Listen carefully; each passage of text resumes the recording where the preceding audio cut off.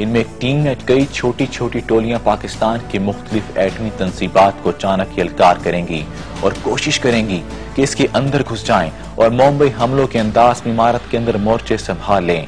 इस दौरान आलमी मीडिया पर यह बात जुबान ज़द आम हो कि पाकिस्तान के एटमी हथियार महफूज नहीं और फिर इसको बहाना बनाकर पाकिस्तान पर हमला कर दिया जाए। दूसरी जानिब अफगानिस्तान में भारतीय मुदाखलत के हवाले से अमेरिकन अखबार वॉल स्ट्रीट जर्नल के मुताबिक इंडिया अफगानिस्तान को $1.2 अरब अब तक तरक्याती तामीरात की मद में दे चुका है। इस तरह इंडिया अमेरिका, बरतानिया, जापान और कनाडा के बाद 5वां बड़ा डोनर मुल्क बन गया है। जो 9/11 के बाद अमेरिकन इन्वॉल्वमेंट अफगानिस्तान में हुई है, उसका सबसे बड़ा नुकसान जो पाकिस्तान को हुआ है, तालिबान दौर में ना कोई बलूचिस्तान में प्रॉब्लम थी, ना ट्राइबल एरियाज में प्रॉब्लम थी, ना ड्यूरन लाइन का इशू था, ना ड्रग्स का इशू था, ना इंडियंस मौजूद थे अफगानिस्तान में। हमने तो अपने पैरों पे खुद कुल्हाड़ी मारी है कि तालिबान जैसी फ्रेंडली गवर्नमेंट को रिमूव करके बगैर किसी टर्म्स एंड कंडीशंस के अमेरिकन के साथ, जिसके बदले कोई हॉस्टाइल गवर्नमेंट या एंटिटी अफगानिस्तान में नहीं आएगी, हमने कारजाई जैसे गद्दार और मिल्लत फरोश की हुकूमत को वहां पे कायम भी किया, सपोर्ट भी किया, अभी तक उसकी मदद कर रहे हैं। नतीजा यह है कि अब इंडियंस जितनी भारी तादाद में अफगानिस्तान में मौजूद हैं, अमेरिकन जेसॉक जितनी भारी तादाद में मौजूद है, कारजाई की जैसे करप्ट गवर्नमेंट मौजूद है। और देखिए, उन्होंने अपनी खाद सीक्रेट सर्विस का नाम अब रामा रखा है और ये रामा हिंदू के गॉड राम के नाम पर है। और ये जिससे आपको बताते हैं कि एडवाइजर्स कौन है, इन्फ्लुएंस कौन है, कल्चर किसका जा रहा है और सारी प्लानिंग अफगान सीक्रेट सर्विस की कौन कर रहे हैं। इन तमाम तफसीलात को जानकर ये महसूस होता है कि कुछ अरसे कबल आलमी और मुकामी मीडिया में इस्लामाबाद पर तालिबान के कब्जे की जो अफवाहें उड़ाई जा रही थीं, दरअसल इनकी आड़ में अमरीकी और भारतीय सफारतखाने को फौजी छावनी में बदलने का मंसूबा कार फरमा था।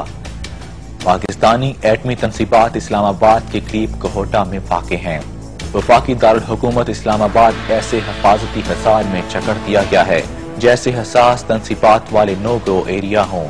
अमेरिका और भारत की अपनी एम्बेसी में तोसी, भारत और अफगानिस्तानी दहशतगर्दों का पाकिस्तानी एटमी तंसीबात पर हमले का प्लान, इन सब में वाज़ेह रब्त महसूस किया जा सकता है। एक और खबर जो रुनुमा होने वाले इन तमाम वाक़यात से किसी न किसी तरह जुड़ी हुई है और वो ये है कि पाकिस्तान हांगकांग के रकबे से दुगनी ज़रई अराज़ी सऊदी अरब को लीज पर देगा। मजमूई तौर पर तकरीबन 10 लाख एकड़ के करीब ज़रई अराज़ी लीज पर देने के लिए खलीजी ममालिक से बातचीत जारी है। सऊदी अरब ने अफगान जहाद में CIA के प्लान के मुताबिक मुजाहिदीन की भरपूर मदद की थी। अगर अमेरिका और तालिबान से मुज़ाकरात की बात होती है तो सऊदी अरब का नाम फिर आता है। याद रहे कि पाकिस्तान में हालिया खुदकुश हमलों और तखरीबकारियों में तहरीक तालिबान पाकिस्तान मुलव्विस है। ये भी वाज़ेह रहे कि सऊदी अरब खिलाफत उस्मानिया के टूटने के बाद वजूद में आया था, जिसमें शरीफ मक्का ने खिलाफत उस्मानिया के बरखिलाफ बरतानवी और फ्रांसीसी साम्राज्य का साथ दिया था। बरतानिया ने एक खतरनाक खेल खेलते हुए एक तरफ शरीफ मक्का के 2 बेटों फैसल को इराक और अब्दुल्ला को उर्दन का बादशाह बना दिया और सऊद खानदान के रहनुमा अब्दुल अजीज अल सऊद को मदद फराहम करते हुए अपनी बादशाहत को नजद के इलाके से हजाज के इलाकों तक फैलाने के लिए उकसाया।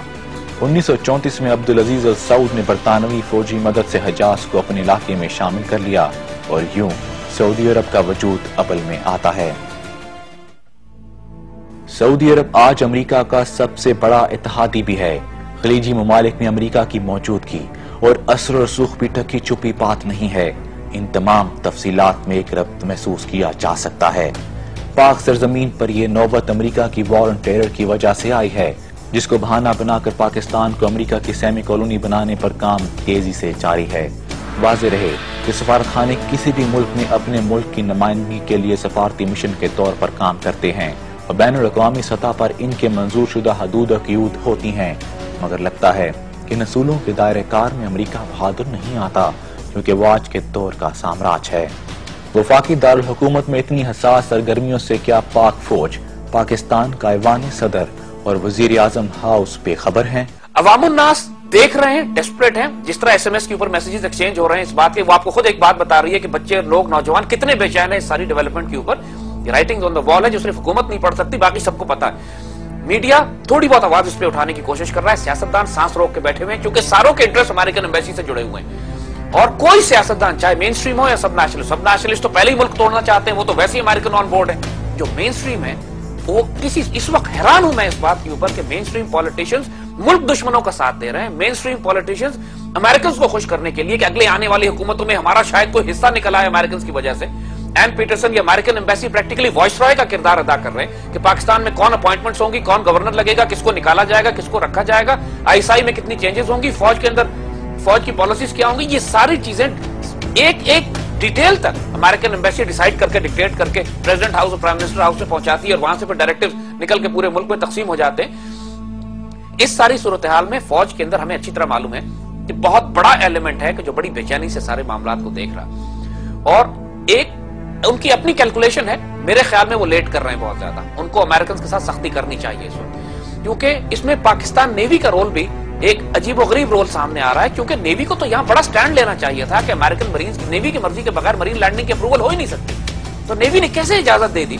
और इस वजह से हमें शक इसलिए भी होता है कि यानी जरदारी गवर्नमेंट में जब पिछली मर्तबा प्राइम मिनिस्टर जब पीपल्स पार्टी की गवर्नमेंट थी तो नेवी में बड़े बड़े स्कैंडल उठे थे और एडमिरल मंसूरुल हक का इशू तो बहुत देर तक चलता रहा था उसके बाद। तो जिसकी वजह से हमें दूध के जले को छाछ भी फूकनी पड़ती है। तो we have to be very careful कि व्हाट इज गोइंग ऑन, क्योंकि अभी हम एक सबमरीन डील की बात सुन रहे हैं कि जो फ्रेंच सबमरीन डील जो है उसको करने की कोशिश की जा रही है, और जो 4-5 साल से पाकिस्तान नेवी कोशिश करती रही है कि जर्मन सबमरीन खरीदे, उस डील को कैंसिल करके फ्रेंच सबमरीन की तरफ बात की जा रही है। फिर उस फ्रेंच में कुछ इंटरेस्ट हमें वैसे भी ज्यादा नजर आता है पीपल्स पार्टी गवर्नमेंट का, कि जब डिस्ट्रिक्ट मैनेजमेंट ग्रुप का एक अफसर अपना दोस्त उठा के भेजा जा रहा था किसी मकसद के लिए, तो और फिर जब नेवी इन्वॉल्व है इसमें बराह रास्त और नेवी खामोश है इस फ्रेंच डील और जर्मन डील के इशू के ऊपर, तो फिर ये बात कौम सवाल उठाती है इस बात की नेवी से कि ये क्या वजह है कि नेवल हेडक्वार्टर चुप है इसके ऊपर। They must respond on this कि सारा बलूचिस्तान और गवादर और साहिली इलाके जो है वो नेवी की जिम्मेदारी बनते हैं, और यहां पर अगर कोई ऐसी कार्रवाई हो रही है कि जो पाकिस्तान के मफाद के खिलाफ है तो नेवी को उसमें शदीद कार्रवाई करनी चाहिए। Navy should raise protest on this with the government, official launch करे। और इस बात को खुफिया रखने की क्या जरूरत है जब नेशनल सिक्योरिटी के इश्यूज हैं।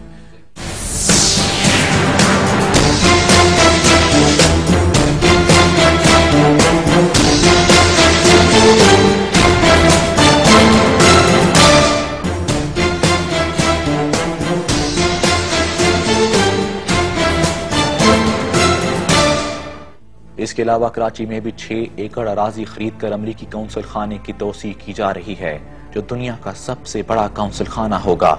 और हाल ही में अमेरिका के पाकिस्तान अफगानिस्तान के लिए मुकर्रर किए गए खसूसी मशीर रिचर्ड हालब्रुक, जो अक्सर और बेशतर पाकिस्तान में ही पाए जाते हैं, कराची के ताजरों के लिए हर हफ्ते 100 खसूसी वीजे जारी करने का ऑर्डर किया है, ताकि पाकिस्तानी सिविल ताजरों को अमरीकी वीजों का लालच देकर पाकिस्तान के सबसे बड़े शहर और तजारती मरकज में भी अमेरिका का असर और सूख बढ़ा दिया जाए, जहां माजी में पहले ही जिनापुर जैसे नक्शे मंजरियाम पर आ चुके हैं। कराची में इतना बड़ा कॉन्सुलेट ये बिल्ड कर रहे हैं, और जहां पे अपने ये अगेन इलेक्ट्रॉनिक इंटेलिजेंस के साथ साथ उन तमाम एसेट से लिंकअप करेंगे कि जो पाकिस्तान को बलूचिस्तान को अलग करने के लिए, पाकिस्तान को तोड़ने के लिए जो काम कर रहे हैं। बगदाद की ये सिटी स्टेट बनाने का कॉन्सेप्ट है इनका, जो कुर्दिस्तान को अलग कर रहे हैं, सुन्नी सीरिया अलग है, बगदाद को सिटी स्टेट रख रहे हैं अलग इंडिपेंडेंट। इसी तरह कराची को ये सिटी स्टेट के तौर पर, सिंगापुर के तौर पर अलग करने का इनका प्लान है, क्योंकि कराची मेन स्ट्रीम बलूचिस्तान के साथ इनका फिट नहीं हो रहा है। वहां पर इसको कल्लात को मरकज बनाना चाहते हैं या गवादर को। आप नोट करेंगे कि पिछले दिनों इन्होंने आइडिया फ्लोट किया था कि समर कैपिटल गवादर होना चाहिए बलूचिस्तान का, कोयटा नहीं होना चाहिए। और ये आइडिया रईसानी गवर्नमेंट ने फ्लोट किया है, और उसका मकसद ये है कि सारा नेशनल इंफ्रास्ट्रक्चर गवादर में कायम करने के बाद गवादर को एक टेक ओवर करेंगे। ये लैंडिंग, जो मरीन लैंडिंग जिसकी बात की जा रही है, मरीन्स लैंड करेंगे, लोकल बलूचिस्तान लिबरेशन आर्मी को सपोर्ट करने के लिए गवादर को अलग करेंगे और वहां से इंडिपेंडेंस डिक्लेयर कर देंगे। एग्जैक्टली वही गेम जो मुक्ति बानी ने इंडिया के साथ किया था, कि इंडियंस ने उनको यह कहा था मुक्ति बानी को तैयार करने के बाद कि आप किसी भी जगह आजादी डिक्लेयर कर दीजिए, हम रिकॉग्नाइज कर लेंगे आपको, और उसके बाद आपकी एक आजाद बांग्लादेश रियासत की मदद करने के लिए कम से कम 5 लाख भारतीय फौज ईस्ट पाकिस्तान में दाखिल होगी। याद रहे कि कराची में तालिबानाइजेशन का रोना अमेरिका, भारत और खुद पाकिस्तानी जमातों ने रोया था। अब कहां हैं ये तालिबान? और फिर शहर में अमरीकी सफारतखाने में तोसी और हालब्रुक के ताबड़तोड़ दौरे। वाज़ेह रहे कि ओबामा ने अपनी बर्लिन जर्मनी की तकरीर में तमाम मज़ाहिब के एक प्लेटफॉर्म पर इकट्ठा करने की बात की और डॉक्टर कदीर खान पर एटमी अफसूदगी का इल्जाम लगाया। एक और खास बात कि इस तकरीर में शहर कराची के खतरनाक होने की भी बात हुई। Think about it. The terrorists of September 11th plotted in Hamburg and trained in Kandahar and Karachi before killing thousands from all over the globe on American soil. As we speak, cars in Boston and factories in Beijing are melting the ice caps in the Arctic, shrinking coastlines in the Atlantic, and bringing drought to farms from Kansas to Kenya. Poorly secured nuclear material in the former Soviet Union, or secrets from a scientist in Pakistan could help build a bomb that detonates in Paris. इसके बाद कुछ पाकिस्तानी सियासतदानों ने कराची में Talibanisation का रोना रोया और फिर 26 नवंबर को मुंबई के वाक़े में मुलविस दहशतगर्दों को पाकिस्तानी कहा गया और इल्जाम लगाया ये अफराद कराची से आए थे। कराची में अमरीकी सफारतखाने में तोसी के डांडे अगर कराची में तालिबानाइजेशन